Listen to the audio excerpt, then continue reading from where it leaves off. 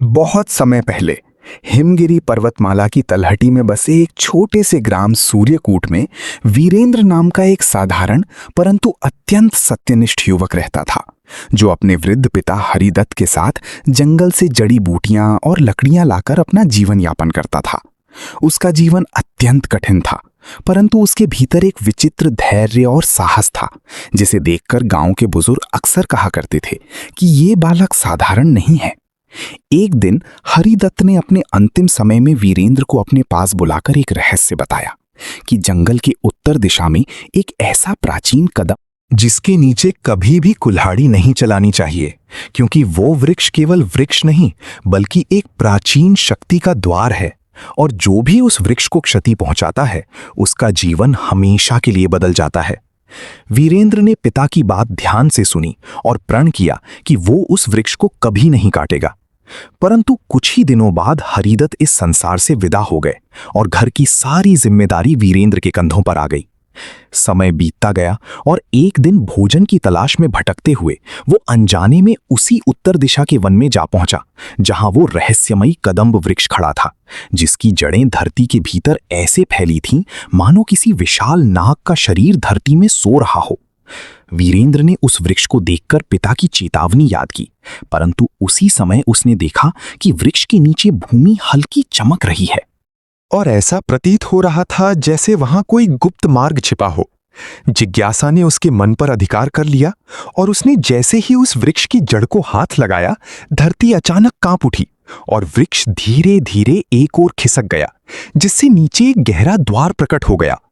भय और आश्चर्य से कांपते हुए भी वीरेंद्र उस द्वार के भीतर उतर गया और कुछ ही क्षणों में वो एक अद्भुत भूमिगत लोक में पहुंच गया, जहां दीवारें नीले प्रकाश से चमक रही थीं और हवा में मधुर घंटियों जैसी ध्वनि गूंज रही थी।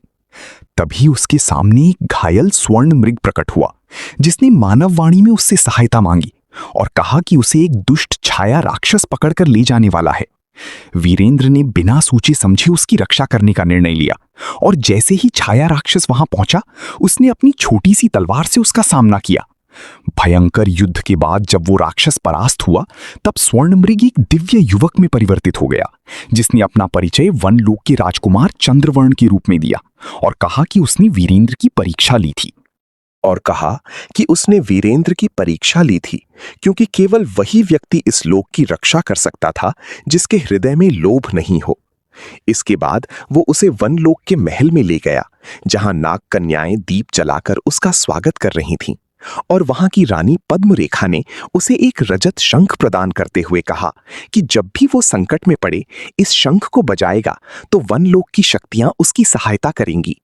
वीरेंद्र जब वापस अपने संसार में लौटा तो उसने देखा कि उसके गांव पर दुष्ट सेनापति क्रूरसेन ने आक्रमण कर दिया है, जो पर्वतीय राज्यों को जीतकर अपना साम्राज्य बढ़ाना चाहता था। उसने तुरंत रजत शंख बजाया और देखते ही देखते वनलोक के अदृश्य योद्धा प्रकट हो गए, जिन्होंने क्रूरसेन की सेना को परास्त कर दिया। परंतु उसी युद्ध में वीरेंद्र को यह ज्ञात हुआ कि क्रूरसेन को कोई रहस्यमयी तांत्रिक शक्ति मार्गदर्शन दे रही है।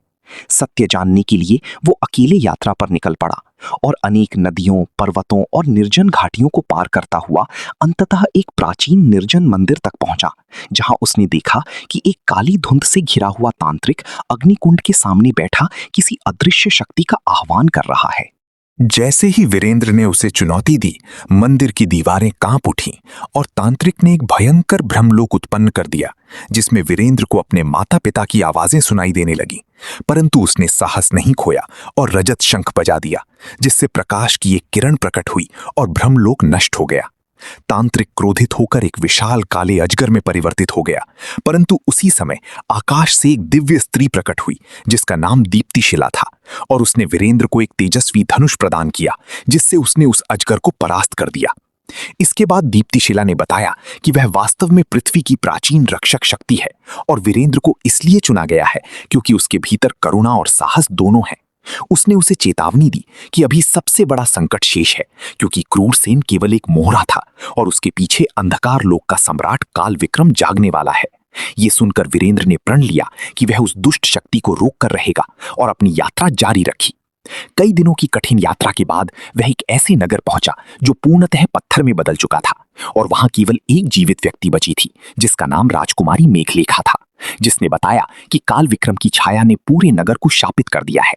वीरेंद्र ने उसकी सहायता करने का निश्चय किया और दोनों साथ मिलकर उस अंधकार गुफा की ओर बढ़े जहां काल विक्रम का जागरण हो। तब वीरेंद्र ने बिना किसी भय के उस अंधकार के सामने खड़े होकर अपने जीवन का त्याग करने की प्रतिज्ञा कर दी,